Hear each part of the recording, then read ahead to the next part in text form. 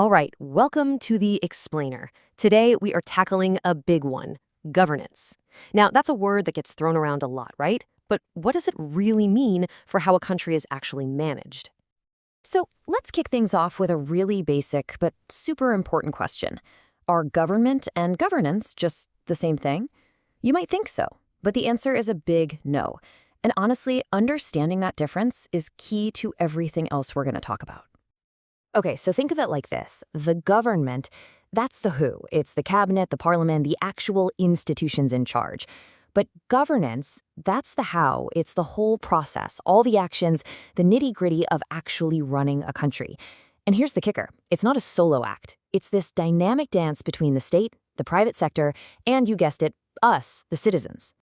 Right. So to really get a grip on this, we need to look at the different ideas about what the state should even be doing. I mean, how much of a role should it play in our day-to-day lives? That's a huge question. And this right here really lays out the two big schools of thought. On one hand, you've got the minimalist approach. Thinkers like Hayek and Friedman basically said, hey, let the market do its thing. The state should be as hands-off as possible. But then you've got a completely different perspective, rooted in traditional Indian thought from folks like Kautilya and Gandhi. Their view? Nope, the state has a major role to play. It should be strategic, ethical, and totally focused on the welfare and fairness for its people. This brings us to a really great way to think about it. Modern governance is basically like a three-legged stool. You've got the government, of course, providing the rules and leadership. Then you have the private sector, which brings in money and new ideas, often through what we call public-private partnerships. And the third leg, which is absolutely crucial, is civil society. That's NGOs, community groups, and everyday people, making sure that local voices are heard. If any one of those legs is wobbly, the whole thing falls over. Okay, so if you've got all these different players in the game, how do you make sure it all actually works well? Well, that's where this idea of good governance comes in. It's not enough to just have governance. You want it to be good. So let's break down what that really means, and we'll use a blueprint from the UN Development Program to guide us. And here they are, the core ingredients. See, good governance isn't just about being efficient. It's about fundamental values. It's about letting people have a real say in the policies that affect them. It's about making sure the laws apply to everybody. No one gets a free pass.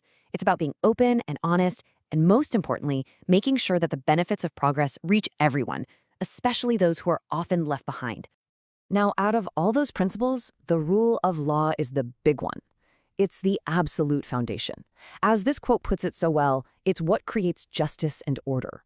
Think about it. If you don't have fair, predictable rules that everyone has to follow, the whole system just, well, it falls apart. But, principles on a slide are one thing. How do you actually make them happen in the real world? Let's talk about the actual tools, the nuts and bolts, that give citizens the power to hold the system accountable. Okay, one of the most powerful tools out there is the Right to Information Act, or RTI. This is a game changer. It gives you, as a citizen, a legal process to demand answers from public bodies.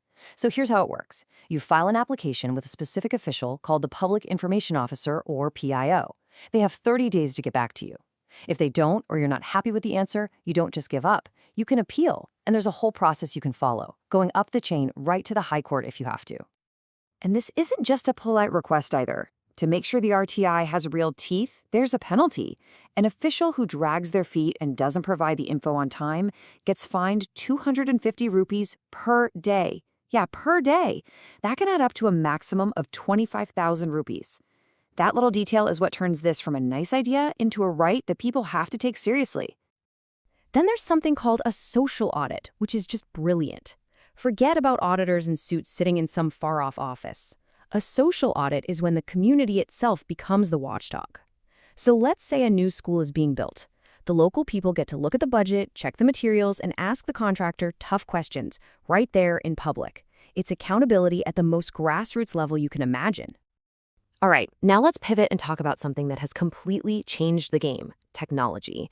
The internet has totally reshaped how governance works, opening up some incredible possibilities, but also creating some brand new challenges. So e-governance didn't just pop up out of nowhere. It happened in phases. Back in the 90s, it was really just about computerization, literally just swapping paper files for digital ones. Then in the 2000s, we started networking those computers together. By 2006, you could actually start doing things online, like filing taxes. And now, the latest phase is all about integration, creating these super apps where you can access a whole bunch of different government services all in one place. And the payoff from this digital shift is huge. I mean, think about it. It's just so much more convenient. No more wasting a day standing in line at some government office. Things happen way faster because there's less paperwork. And because everything leaves a digital footprint, it's a lot harder for corruption to hide. Plus, it saves a ton of money, both for the government and for you. But of course, it's not all sunshine and roses. This digital world comes with its own set of problems. The biggest one is the digital divide. Not everyone has a smartphone or reliable internet, especially out in rural areas. Then you've got massive concerns about cybersecurity and who's protecting our personal data. And if the basic infrastructure isn't there, then all these fancy apps don't mean much to the people who need them most. Okay, so for our last section, let's come back to that third leg of the stool we talked about earlier, which you could argue is the most important one of all. We're talking about the people, about civil society, and the power that citizens have when they organize. And one of the most amazing examples of this is the Self-Help Group, or SHG. This is such a simple but powerful idea. You get a small group of people, usually women, in a similar situation, and they start saving money together. Even small amounts, when pooled, become a real resource. This allows them to give out tiny loans to each other to start businesses, which gives them a path to financial freedom they just wouldn't have on their own. And if you want a perfect example of how powerful this can be, just look at the story of Lijat Papad. It's incredible. It started in 1959 with just 7 women and a borrowed 80 rupees. That's it. From that tiny start, it has grown into a massive enterprise worth over 1,600 crore rupees, employing more than 45,000 women. I mean, if that's not proof of what people can achieve together, I don't know what is. So beyond these amazing SSGs, you have civil society playing all these different vital roles.